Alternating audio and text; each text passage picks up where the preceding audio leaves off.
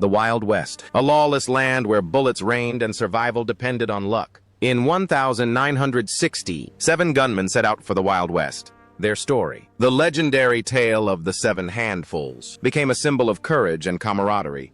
But what happened to the people who brought these characters to life? Their paths are truly remarkable. Let's take a look at the brilliant careers, key moments, and ups and downs of these Hollywood icons. In other words, the cross as it appeared on the cross.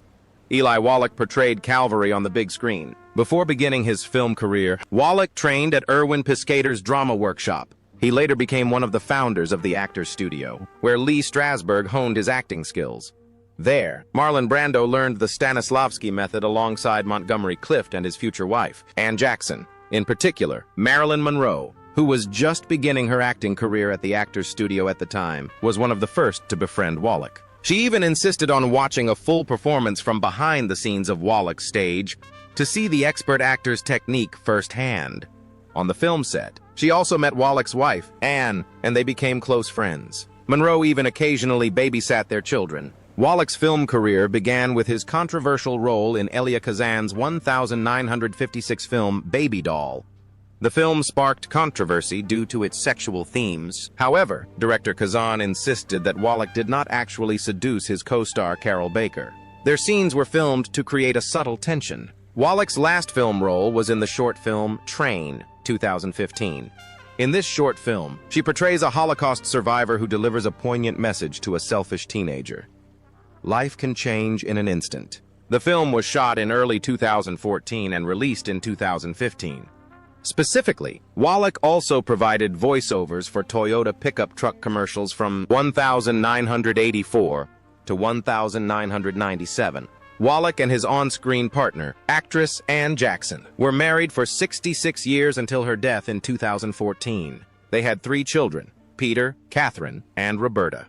Sadly, a few years earlier, in 2005, Wallach had suffered a stroke and lost one eye. Eli Wallach passed away peacefully in 2001 at the age of 98. Steve McQueen plays Vin Tanner. Vin is a key character in the Fab Seven, Chris's right-hand man, and possesses impressive detective and shooting skills. In 1952, McQueen began his acting career in New York thanks to G.I. Bill. He honed his skills at Sanford Meisner's Neighborhood Playhouse and HB Studio under Uta Hagen. He delivered his first stage line in 1952 in a play by Molly Picon, a short Yiddish phrase meaning, "all is lost." During this period, Stella Adler was also his mentor, and he met Gia Scala. After his first film, McQueen played many roles. In 1971, he starred in the critically acclaimed car drama Le Mans, and this was followed by Junior Bonner, 1972, about an experienced rodeo cowboy.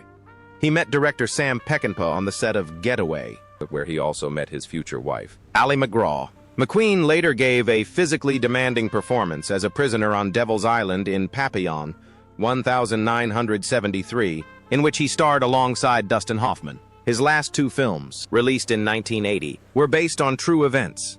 While Tom Horn is a Western film, The Hunter tells a modern story of a bounty hunter. Sadly, Steve McQueen passed away in 1980 at the age of 50. Despite doctors' warnings, he went to Mexico for surgery to remove a stomach tumor.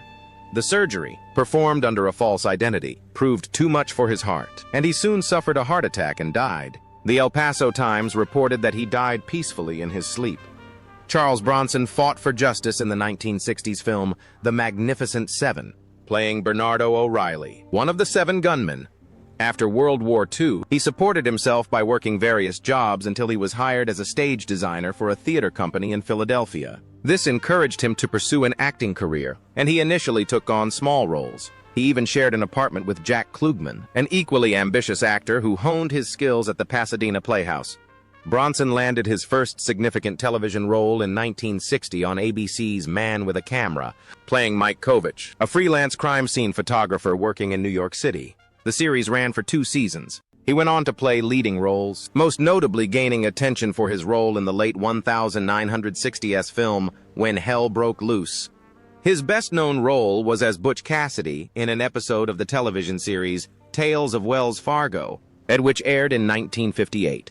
His last major film role was in the 1994 film Death Wish 5. Reviews were mostly negative. Many found the film repetitive, and Bronson himself seemed tired of the role.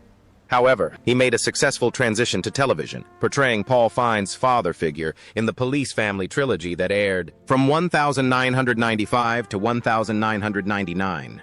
Unfortunately, Bronson's health deteriorated in later years, and he retired from acting after hip surgery in 1998. He passed away in 2003 at the age of 81. Although pneumonia and Alzheimer's disease were cited as possible causes of death, the official cause of death was respiratory failure, metastatic lung cancer, chronic obstructive pulmonary disease, and congestive cardiomyopathy. Horst Buchholz plays Chico. After returning to Germany to film Ship of the Dead, 1959, Buchholz moved to Hollywood, where he played a young gunslinger in The Magnificent Seven, 1960. This American Western was a remake of Akira Kurosawa's classic Seven Samurai, 1954. Buchholz took on the original role of Toshiro Mifune in the Japanese version. Before coming to Hollywood, he had gained experience dubbing foreign films and had played previously unreleased small roles in films such as Why, 1951, and The Berlin Adventure, 1952. He later took on more significant roles in films such as Marianne of My Youth, 1954, Starless Sky, 1955, and Queens, 1956. The film The Magnificent Seven was an instant success, and Buchholz went on to star in many Hollywood productions shot in confined spaces. These included the romantic drama Fanny, 1961, in which he starred alongside Leslie Caron and Maurice Chevalier, and a leading role with James Cagney in Billy Wilder's comedy 1, 2, 3, 1961. Despite his popularity with American audiences, Buchholz's career took an unexpected turn. Due to his busy schedule, he was unable to play iconic roles such as Tony in West Side Story, 1009, 161, and Sharif Ali in Lawrence of Arabia, 1962. These roles were given to Omar Sharif. In 1958, Buchholz married French actress Miriam Bru. They had a son, Christopher, and a daughter, Beatrice. Christopher also became an actor. Despite having a stable marriage, Buchholz preferred Berlin, the city he loved, while Miriam lived a happy life in Paris. Sadly, Buchholz passed away suddenly in 2003 at the age of 69. He contracted pneumonia after hip fracture surgery. James Coburn, in the role of an Englishman. In this film, James Coburn showcased his knife-throwing skills as an English character. His acting career began in 1953 with the children's television program Four Star Playhouse. Surprisingly, after shaving off his 11-day-old beard in record time, he landed a role in a razor commercial, even jokingly saying he had more teeth than all the other candidates. Coburn began her film career in 1959 with the western Lonesome Ride, in which she starred alongside Pernell Roberts, and soon after appeared in another western, Face of a Fugitive. She then took on a significant role in the war film Hell is for Heroes, 1962, alongside Steve McQueen. This collaboration continued in another war film, The Great Escape, 1963, directed by John Sturges.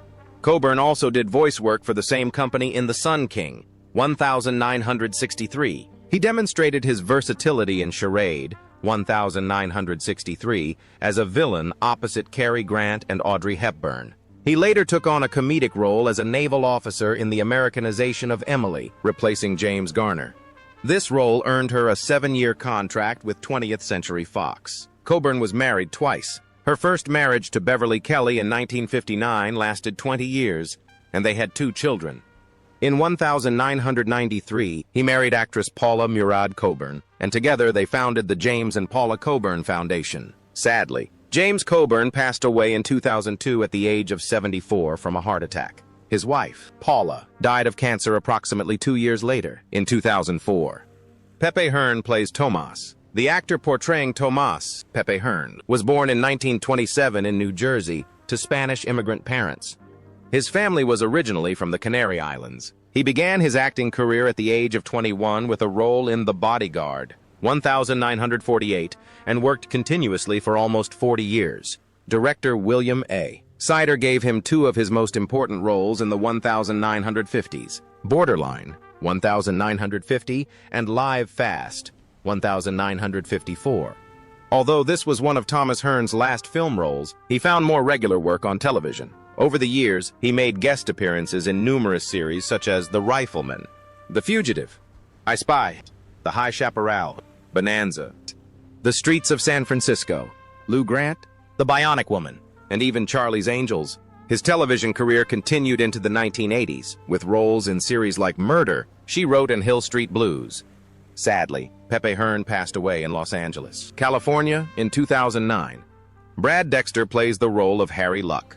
After serving in World War II, Brad Dexter, then known as Barry Mitchell, appeared in Roy Rogers' Western Eldorado in 1946. He reprised his leading role in Sinbad the Sailor in 1947. In 1949, he made his Broadway debut in Magnolia Alley. In 1950, Dexter abandoned his previous identity and adopted the name Brad Dexter to play a malevolent detective in the film The Asphalt Jungle. But he continued his acting career with roles in films such as 14, 1951. A major turning point in his career came when he played the villain in the RKO production Odds and Ends, 1951, in which he starred alongside Victor Mature and Jane Russell. Impressed by his work, RKO offered him a similar villainous role opposite Russell in the film Macau, 1952, and even hired him. In 1963, Dexter tried his luck in the historical fiction genre by portraying California Supreme Court Justice David S. Terry in an episode of the anthology series Death Valley Days. This episode focused on the rivalry between Terry and abolitionist Senator David C. Broderick. Broderick died in 1859 from wounds sustained in a duel with Terry. A heroic event in 1964 marked the beginning of a special friendship. During the recording of the album None But the Brave, 1965, Dexter rescued singer Frank Sinatra from drowning in Hawaii. Grateful for Frank Sinatra's bravery, Sinatra appointed Dexter as vice president of Sinatra Enterprises. Dexter's love life was tumultuous. In 1953, he had a brief marriage to singer Peggy Lee. In 1971, he married wealthy heiress Mary Bogdanovich and lived with her until her death in 1994. That same year, Dexter married June Dayer, to whom he remained married until his death. Sadly, Brad Dexter passed away in 2002 at the age of 85 from complications of emphysema. Robert Vaughn Eli Lee. Robert Vaughn, who plays the troubled veteran Lee, was encouraged into an acting career by his mother at an early age. She even had him rehearse the famous "to have or not to have" monologue from Hamlet when he was just 5 years old. His mother's support also helped him land roles on radio programs in the Chicago area. Vaughn began his radio career playing the character Billy on Jack Armstrong's popular program All American Boy. His television career started on November 21, 1955, with a guest appearance in the hospital drama Medic. And this was the first of more than 200 television roles he would play in a career that lasted until the mid-2000s. He made his first guest appearance in 1956 in the classic Western series Gunsmoke, returning a year later alongside actress Barbara Eden. Vaughn married actress Linda Staub in 1974. The couple also appeared together in an episode of the television series The Protectors in 1973. The couple adopted 2 children and settled in Ridgefield, Connecticut. Actress Joyce Jameson also played a significant role in Vaughn's life in the late 1960s, even guest starring with him in an episode of The Man from U.N.C.L.E. For years, rumors circulated that Vaughn was the biological father of British director Matthew Vaughn. However, this news was never confirmed. Sadly, Robert Vaughn passed away in November 2016 at a nursing home in Danbury, Connecticut. He had been battling leukemia for a year and died just 11 days before his 84th birthday. Vladimir Sokolov played the role of an old man. After completing his education, Vladimir Sokolov took on a prestigious position as an actor and assistant director at the Moscow Art Theater. In the 1910s, he joined the Kamerny Theater. In the early 1920s, he toured Germany with his own theater company. This trip introduced him to the influential director Max Reinhardt, who persuaded him to stay in Berlin. There, Sokolov achieved success in theater and began his film career with German and Austrian films such as The Love of, Jean Ney, 1927, and The Ship of Lost Souls, 1929. However, the rise of National Socialism forced the Jewish Sokolov to flee Europe. In 1932, he took refuge in Paris, where he continued his theater and film career. In 1937, he moved to the United States. Although Sokolov's English was limited upon arrival, his talent was immediately apparent. He played the lead role in Orson Welles' adaptation of Georg Büchner's play, The Death of Danton. That same year, he achieved his first major Hollywood success portraying the painter Paul Cézanne in the English-language film The Life of Émile Zola. Begin Darcy. From 1937 to 1950, Sokolov appeared in various Broadway productions. He easily adapted to American cinema and portrayed characters from diverse ethnic backgrounds. It is estimated that he played characters from over 35 different nationalities, including Filipino, French, Greek, Arab, Romanian, and Chinese. Vladimir Sokolov's last film roles were Escape from Tsarina and Taras Bulba, both released posthumously, in which he starred alongside Yul Brynner. A versatile actor with a long and successful career, Sokolov died of a stroke in Hollywood, California, in 1962. Natividad Vacío bir köylüdür. While Natividad Vacío's most famous role is undoubtedly that of the peasant, Miguel in the classic 1960s western The Magnificent Seven, his career didn't end there. He began his acting career in 1950 with a small role in the television series The Lone Cowboy. And throughout his career, he repeatedly demonstrated his great versatility. He appeared in the 1953 film noir The Hitchhiker's Guide to the Galaxy, directed by Ida Lupino. He also had a supporting role as Frank Smith, the gardener, the character's called Frank, in the comedy My Dad is the Best. Although he continued to take occasional film roles, television became his primary medium of expression. In 1988, he portrayed Onofre, a one-armed man, in the film The Beanstalk, starring Robert Redford. He was a member of a group nicknamed the Old Men Brigade. Vacío was a close friend of George Reeves, the star of Superman: The New Adventures of Superman. They met at Pasadena Community College, and Vacío, nicknamed Naughty, regularly entertained Reeves by singing and playing guitar. A quick learner, Reeves often played and sang Mexican songs with him. Remarkably, Vacío's character was portrayed by actor Diego Fuentes in several scenes in the film Hollywoodland, 2006, which chronicles the life and death of George Reeves.